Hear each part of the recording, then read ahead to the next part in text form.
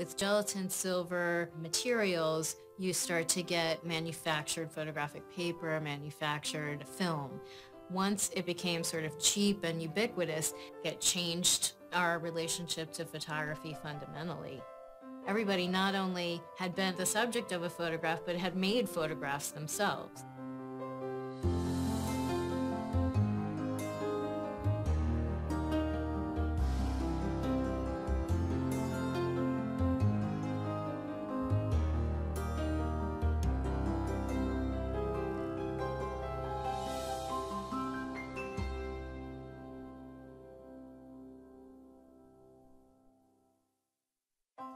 In the middle of the 19th century, nearly all processes that involved the use of silver nitrate were made in a two-step process.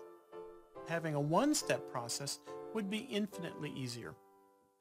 And so, unlike, say, the wet collodion process where you pour collodion onto a plate and it has a bromide, and then you take that plate and dip it into silver nitrate, emulsion photography puts the bromide and the silver into the same solution. It was a combination of experiments done by several different people, but for the most part, it's an English invention. Gelatin emulsions are made by taking gelatin, like the Jell-O that you buy in the store today, and putting the gelatin into a container of water. The gelatin is allowed to swell. The swollen gelatin is melted. You then pour in the bromide, pour in the silver nitrate, and stir the solution. And so now you have silver bromide in hot gelatin. This is an emulsion. Now in the early 1880s, most of the gelatin dry plates, the glass plates, were coated by pouring the hot gelatin onto a hot glass plate, very much in the way that a collodion plate would be coated by hand. Once you have a dry plate, now you don't have to take a darkroom into the field. You don't have to develop the plate before it dries. You can take a package of plates and you can go on a trip, expose the plates, and then weeks later come back to the comfort of your own darkroom and develop the plate. And that's an important discovery. The same emulsion was applied to paper. These are examples of gelatin silver prints. The gelatin silver print was first introduced in the late 1800s. Gelatin silver print is a developing out process rather than a printing out process. Printing out is when light strikes an object and you actually see it visibly change. Developing out, on the other hand, is a latent image. And what that means is that you just need a little bit of light exposing this material, but you don't see a visible change until you put that material into another chemical which brings out the invisible image. You would start with a much smaller negative than with a contact printing method. So at the beginning of photography, a negative has to be the same size as the print you want to make it. And that's because they're contact printed. The negative is actually touching the paper that's becoming the final print. As photography progresses, we become able to enlarge a negative. You can put it in an enlarger and make a bigger print. It's no longer contact printed. In 1888, George Eastman came out with the KODAK camera. You no longer had to be a professional and know the chemistry. You could actually do it yourself. It sounds really simple, well, just send it to us. You press the button, we do the rest. And suddenly, it invents an entire new industry. This is the oldest known Kodak camera. It's called the Kodak. It's serial number 6, meaning it was the 6th one made. After all 100 exposures have been made, the camera will be shipped back to Rochester for processing and reloading. Shutter release is on the side. Still works. Not bad for a camera made in 1888.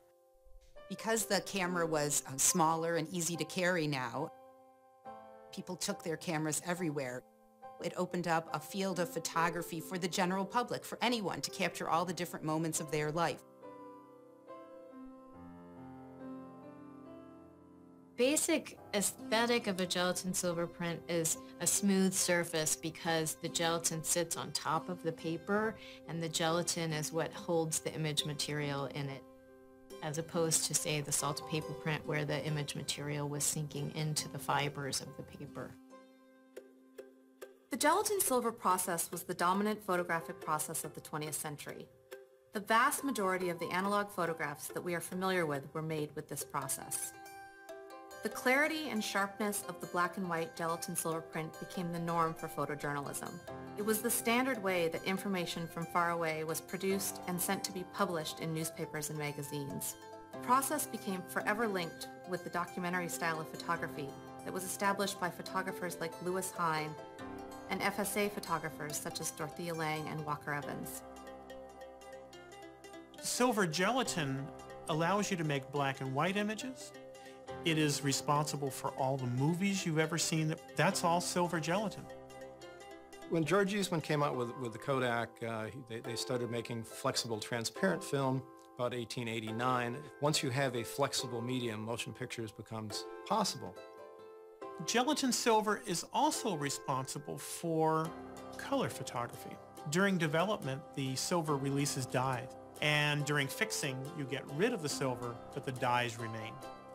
But all of the color photographs you've ever made, everything in the 20th century that was color, had silver and had gelatin in that emulsion.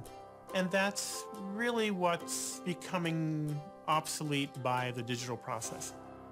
The shift from analog to digital photography has been going on a long time. 2004 was the high watermark year for film production. After 2004, you really start to see the sales of digital cameras taking over film cameras.